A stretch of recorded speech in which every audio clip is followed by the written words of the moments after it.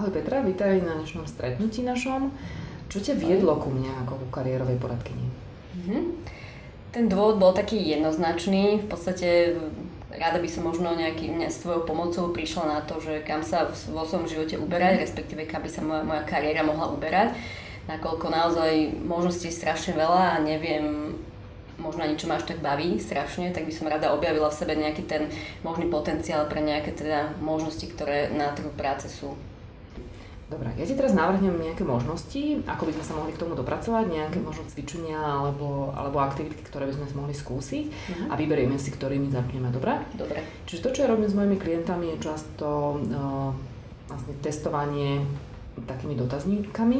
Jeden z nich je napríklad dotazník kariérnych kotiev, ktoré nám môže povedať o tom, že aké sú atribúty toho povolania najvhodnejšieho pre teba, že čo je pre teba dôležité, aby to povolanie obsahovalo.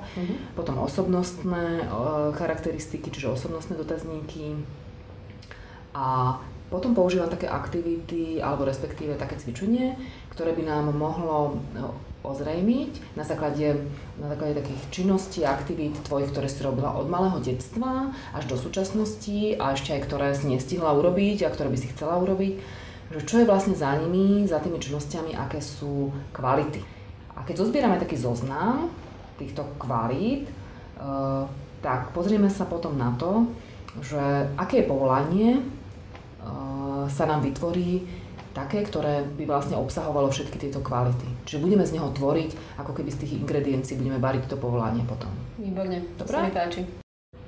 Peťa, pozri, teraz sme vytvorili vlastne zoznam kvalít z tvojich činností, ktoré si robila vlastne od detstva až po súčasnosť, aj tie, ktoré by si ešte chcela robiť.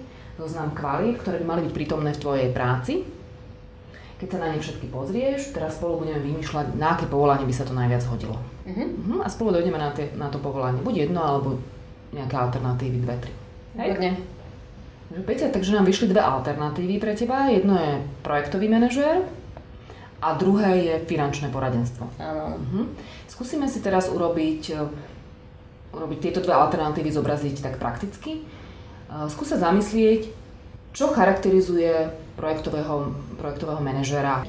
Skús sa pozrieť tu na pomiestnosti a vybrať jeden predmet, ktorý by ti zastupoval túto charakteristiku. No, že by to mohla byť nejaká kniha. Peťa, tak teraz máme dve alternatívy spravené v takej praktickej rovine. Tu si urobila záťažie projektového manažéra a tu finančného poradcu. Keď si prídeš do toho záťažia, stupneš a pocítiš, alebo respektíve predstavíš si, ako pracuješ tú prácu, skús zistiť, čo ti je príjemnejšie. Čiže z ktorých z tých dvoch by si vybrala? Vieš už to povedať, to svoje rozhodnutie? Áno, asi tú prácu projektového manažera. Čiže tu sa cítiš lepšie. Ok, no super. Takže vybrala si svoju budúcnosť.